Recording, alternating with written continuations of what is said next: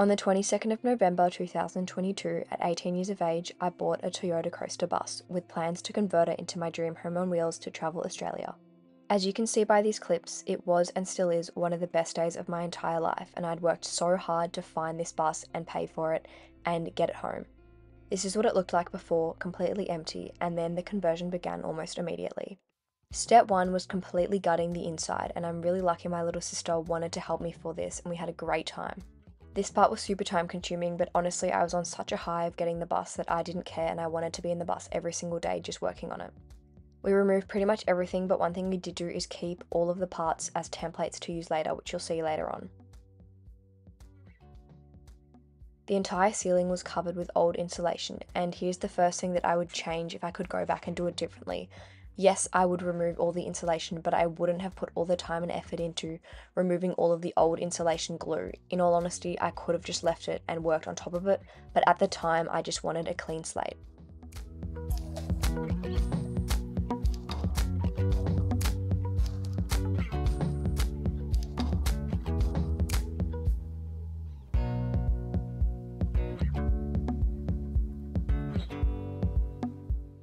Finally, all of the old insulation glue was removed, and I gave the ceiling a quick clean before starting on the sound deadener.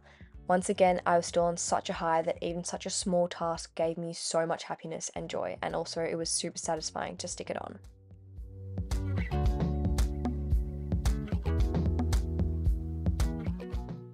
The roof needed some serious TLC. Unfortunately, I did do a pre-purchase inspection, but the one thing I failed to check was the roof because the bus is so tall, and turns out it had a lot of rust, so I gave it all a good clean and then began on treating the rust. At this point in time, I had been out of high school for about a year, and a lot of people questioned the fact that I wasn't going to uni, but I have to say I learned so much from building out this bus that I never would have learned anywhere else. Once again, I was on such a high and I had no idea of the challenges that were about to hit me. I then spray painted over it with white paint, and no, I know it doesn't match, however the solar panels were going to sit on top of this anyway. We finally got to working on the floor, and when we peeled back the vinyl we realised the entire floor was covered in sticky glue, so we opted to remove the floor entirely and replace it with new plywood floor. The removal process of the bus ended up being much more difficult than I first anticipated because everything was so sticky, old, and glued down, which prevented us from starting from scratch, and we even needed to use a car jack to even get the floor up. I then learned I had a weight limit, so my dad removed all of this coolant to save any single kilo that we could. After several weeks of work, the bus finally looked like this, and although it looked pretty bad, I was still on a big high from getting the bus and just was so excited to keep going. We then got onto the water tanks, which was a really difficult job, and what made it more difficult was that it didn't really make any visible difference to the bus. It was a bunch of hard work, and once they were finished, it just didn't feel like I had accomplished much. However, this was an integral part of the bus build. We had to do it before we did anything else, and we mounted them underneath the bus. 100% my dad's doing. He did an amazing job. Finally, we got onto adding something new into the bus, which was the new floor, and this is why we kept the old floor as a template because it made the process super easy. I was on paint job, but I wasn't complaining. I was just so excited to finally make some visible progress in the bus. We secured the floor and I finally got to mark out where I wanted everything to go, which was super exciting. What you don't see in this video is at this point I hit a major wall, and it took me about 5 months to finally get my gas and my hot water system that you see here installed. It was extremely difficult and I nearly got ripped off by so many places, but I finally found a company in Melbourne that did it for me for a really reasonable price and were so lovely and helped me plan. It was definitely a major learning moment and took all of my patience. I just wanted to get going, and here you can see we started installing the Max Air fan. This was months, I mean honestly half a year after getting the bus, that we were able to actually start building the bus because we just hit so many roadblocks and didn't know what we were doing. At this point I was so lost on what to do, and I was working 4 jobs, and if it weren't for my dad, which by the way he's so sweet, he filmed this all himself while I was working one of my 4 jobs, if it weren't for him nothing would have been done, and I'm so grateful. You'll see how much work he ended up putting into this bus. My brother as well would help when I would be out working my 4 jobs, trying to pay for everything. My mum was filming this video, so in the end it's my family who helped me, gathered around me, supported me, and made this dream happen. Back to the logistics of things, so they built a wooden frame to support the fact that we had cut a hole into the roof. Mind you, this was not even the biggest hole that we were going to cut. What amazes me the most about this entire build is that my dad has never done anything like this before. Yes, he is an engineer, but that is in relation to cars, and he does love woodworking, but he has never built a bus like this, and somehow, with the help of YouTube videos and a bunch of research, he just figured out what to do. So yes, I may have paid for everything, but he was the brains and the build behind this.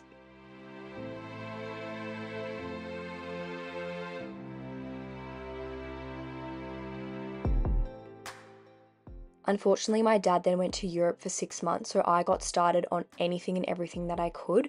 First of all, the insulation. If I could go back in time, I would not have used foil board. You can see here it was such a mess to use, and it was really tricky to install because you had to cut it perfectly to shape. You also can't remove it once it's in, so if I could do it all again, I would have used earth wool or just any other type of woolen insulation that you could just take out if needed. But having now lived in the bus for several months, at least the insulation does work. Another thing that was really difficult was I could never finish a job completely. So for example, with the insulation, I had to leave room for other things like this skylight to get put in. So I never felt like I was completing any job, which made it hard. We then got straight onto the bed build from IKEA. We used these slats. My brother and I did this, and we honestly slayed this completely. It turned out perfect. And yeah, none of our family was home, it was just us, and so I guess we tried to do as much as we possibly could. This bed beam system was super easy and cost effective. I think it cost less than $200 from IKEA, and it left so much room underneath for storage. And in the end, it was also really, really lightweight. Weight is a massive concern when you're building out a bus like mine, so it was a great system and I would definitely recommend. Unfortunately, after this, months passed again with nothing being done, and my bus did go to a Watt RV who did my gas installation, and they installed all of my solar components, at least the ones they could do, like they ran all the cables and they installed switches and they installed this hot shower system. But once again, this was about a year and a half in, and I was getting extremely frustrated and mentally tired because I just felt like nothing was happening. I was paying rego, I was paying insurance, but the bus was empty, it was unlivable and it was unusable, and it was really hard to see a vision when the bus looked like this for months on end. I was defeated and frustrated, and I really needed my dad, and this is where he stepped back in the picture. He lost his job, and he honestly could have gone on a vacation to anywhere in the world after having worked for 20 years, but he decided to help me with the build every single day for months on end. So we got straight onto the skylight. I wanted a skylight so badly because I wanted natural lighting and I wanted airflow and I wanted to look at the stars at nighttime, but honestly, this part of the build nearly broke us. There was so much fighting, it was so difficult. We ended up using this mastic sealing tape to make it all stick down and waterproof, but the actual process was so problematic because, as you can see, the roof is curved. So my dad literally handmade this frame that molded perfectly to the roof. I don't know how he did it. Once again, I was away working, but my brother helped as well, and the whole process involved a lot of silicone and a lot of mastic sealing tape because the roof just had so many curves, so many bumps that we had to fill so that in the end it was waterproof. But once it was in, it looked incredible, and even though the surrounds of the bus weren't done and nothing looked finished, I just feel like the skylight opened everything up, changed the mood, and progress was really starting to begin at this point. You'll see at the end of this video, the skylight has a blackout blind and a fly screen, and you can see everything in it, and it's honestly just incredible. Thanks boys for all the help.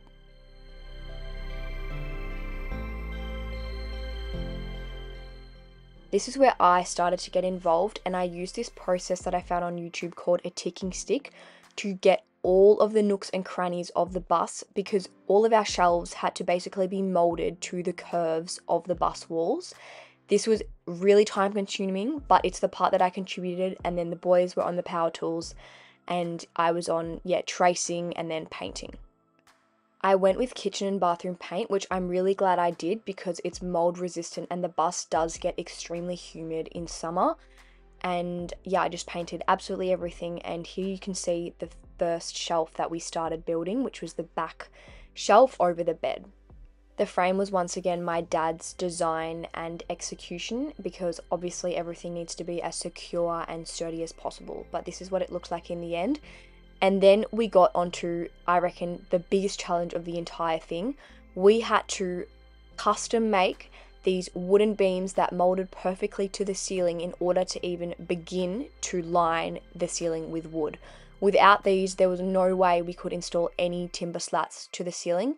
This process, once again, was so difficult, and it was a byproduct of using the ticking stick method and just tracing templates out of cardboard over and over again to get these perfectly curved beams.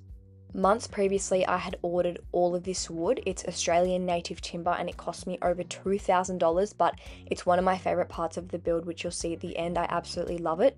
Although it was expensive, it came pre-finished, so once we installed it, there was no need to paint or coat it in anything. It was just done, which made the process a lot easier. And here you can see, we just started lining the ceiling, mapping it all out. It was pretty simple for the most part, but the difficult part came when we had to install the lights because we had to cut the holes around the ceiling, which was quite difficult having to measure all of that. But I was so happy when this day came. It finally felt like the bus was turning into a home. I got these lights off Amazon and they ended up being incredible. All of the lights that come from RV shops all look really ugly and they don't really do their job. So I found these 12-volt lights off Amazon. So I would definitely recommend trying to find stuff off Amazon instead of going to RV or motorhome shops because they don't tend to have very aesthetically pleasing things. So that's just a little tip, but here's what it started to look like and it looked absolutely incredible. The color was perfect.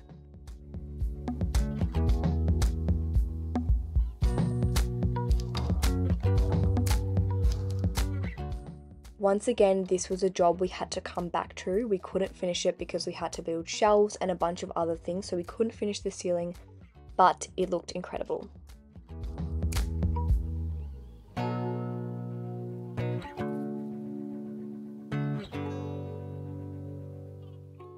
Then it was back to jobs that we had to do but didn't really make a visible difference to the bus. For example, installing all of the water fillers and finishing off the water tanks and the plumbing, which once again my dad took charge of, and we tested it multiple times and we did have leaks. So definitely check your plumbing and do it all before you build around it. Don't wait till the end because you can't access it once you're done. Finally, it was time for the kitchen build. So this was done in lots of different stages, but we started off with the overhead kitchen cabinets, which my dad once again designed. He gets all the credit for this. And as you can see in these clips, slowly but surely it started all coming together and it started to feel like more of a furnished home than just an empty metal shell. The ticking stick method was a lifesaver to make all of these wooden parts. As you can see, I got it nearly perfect, and then I was just back onto painting, finishing everything off while my dad would do the physical building and cutting of wood. So we made a pretty good team, although I will definitely say he did most of the work.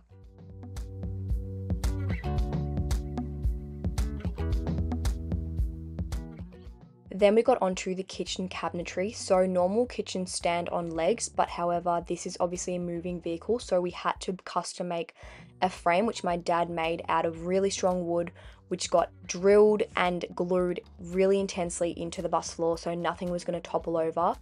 I did insulate it a little bit. At this point, I started using the earth wall because I was so sick of the floorboard. And then my mum and I put together the IKEA kitchen cabinets, which was my favorite part. The kitchen just always, I love it so much. And we had to secure it to the back of the bus as well. Once again, just making sure everything was super secure because Australian roads are no joke. Plumbing kept getting done and we pulled through all of the cables that had been run earlier, and slowly the kitchen started coming together. This is us doing a little plumbing test. There was a leak here, but we did fix it, and slowly the bus started coming together. We went to many IKEA trips and I picked out a bench top.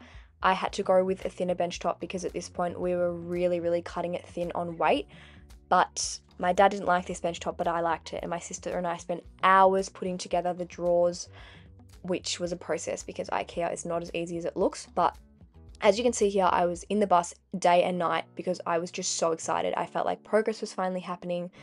And the day these drawers went in was the best day of the bus build. I just felt like it was a home. That's what I felt.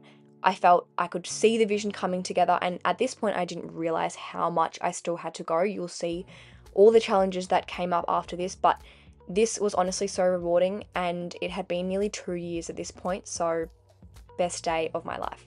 I'm someone who buys everything on sale, so I had had all of my sink, stove, and everything lying around in my room, and we finally got to cutting everything out of the bench top to install the sink, install the tap, install the stove. I went for an all white sink, which a lot of people told me I would regret. They said it would get stained and scratched. I did not care because look at how good it looks. I decided to go with gas, as you probably know from the start of this video, and to this day, it has not failed me. I've been traveling for months and I've only ever used one little gas bottle.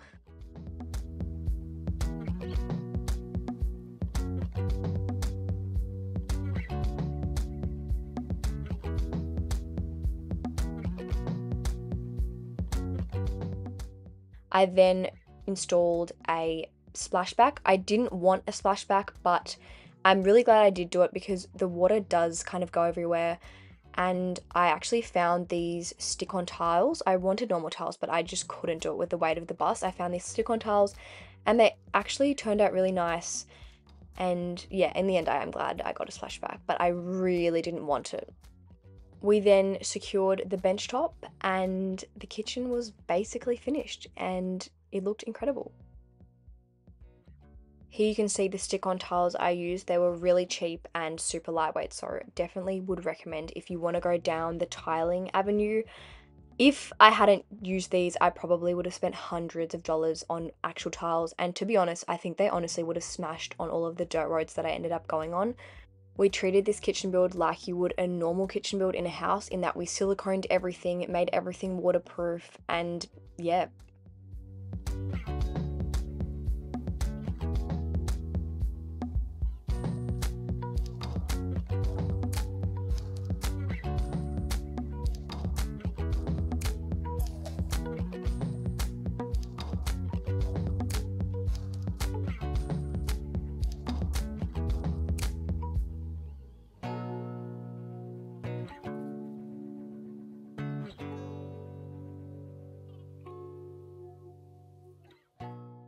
I then drove the bus to a ward RV who had done my gas and had run all my solar cables, and I got my gas finalized so the stove worked, and I got my entire solar system installed, including my solar panels and having everything connected to the wires. The biggest thing I learned in the bus build is that timing is everything. At the time, I just was so wanting everything to be finished, but having the bus build take so long meant I could actually save enough money to spend on a really good solar system and a really good fridge. You can see here I went for a full-size family Bushman's fridge, which has done me wonders, and I went for a really big inverter and a big battery system and heaps of solar panels, and so far on the road I've spent no money on powered sites because I can live off-grid forever. My batteries never really drop below 80%. So although at the time I was frustrated and it took over 2 years to get to this point, in the end it was all worth it, and I learned you just have to trust in the timing of your life. Although my solar system was done, there was still so much to do in the bus build, just small jobs like putting carpet on places that I wanted to be soft and padded, and starting the seat and dining area build. The bed, again, was not finished yet. There was still so much to go, but at this point we were definitely on the home stretch. My dad designed and built the seats, and I actually ordered way too much wood for the ceiling, but it came in perfectly. We ended up using it as cladding for the seats, and I think it looks absolutely lovely. And my main goal for this area was to just have as much storage as possible. So as you can see here, there's storage in all of the seats. And then the plan was to put a table in between the two seats that can go up and down to make a lounge. But essentially, I always knew I was going to be solo traveling, but I wanted two seats because that's obviously really nice to have someone if someone wants to travel with me. And then we got back to the overhead kitchen cabinets because we had to finish them off, and we used these latches. At this point, the budget was getting really, really tight, so we used the really old plywood that we had left over, and I spent hours sanding, painting, and filling all the gaps to make it perfect. And in the end, it turned out really well.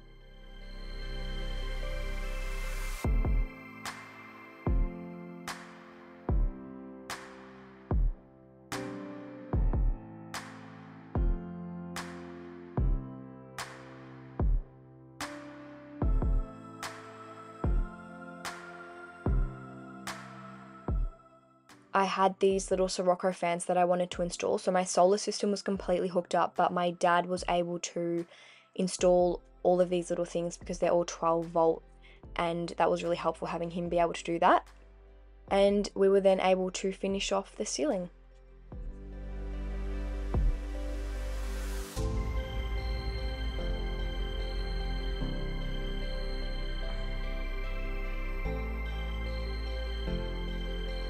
Here's the footage of us building the wardrobe and fridge area. I know I showed it earlier, but this is the process we went through.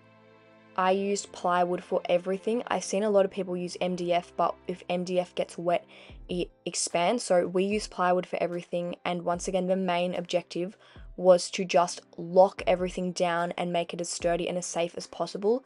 There's no real safety regulations in Australia on how to go about building this, so my dad just figured it out.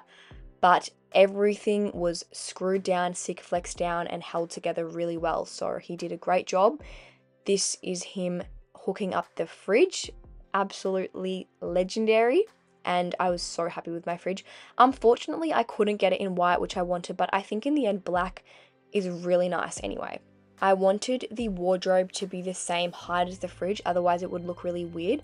And I actually ended up using a fridge cabinet from IKEA as my wardrobe, so it was a little bit tricky trying to get shelves and rails for it, but it looks fabulous, and I stayed on brand with the gold handles and everything looked great.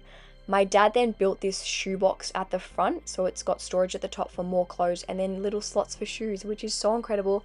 I didn't even want this, and he offered to build it, and I'm so glad I have it because now I have somewhere awesome to put my shoes rather than just throwing them all in like a little box or a hole.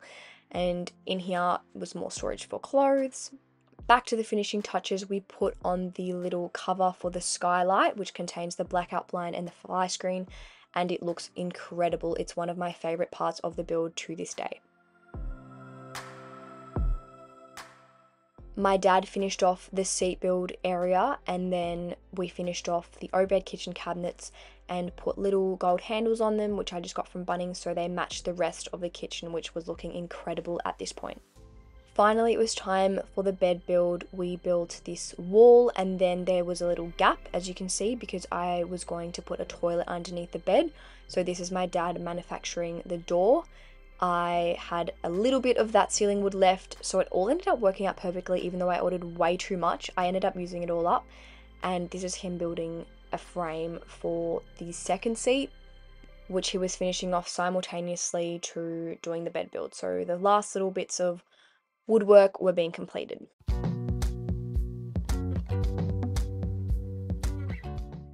At this point, the bus build wasn't finished, but I started to buy everything I need and start moving in because I was planning to take the bus to South Australia as a test trip, because I didn't want to start my lap of Australia not having tested the solar system, the plumbing, the water, everything. So I wanted to go on a little test trip. So this is me buying everything and moving in, which was very wholesome. It was a very amazing day. I then went to South Australia and I actually got the bus serviced. There was a lot of things wrong with it, around $8,000 worth, but I managed to pay for it all, and I got the rust on the windscreen cleaned up. And although it was expensive, I'm glad I did this big service because now I feel really safe on the road. I feel like everything's all nice and done, but definitely expensive. All my hard work paid off because I landed my first partnership deal at this point, and I got a free mattress, which was so exciting. This was just another step in moving into the bus and getting it livable, and I was very lucky to save on the cost of mattresses.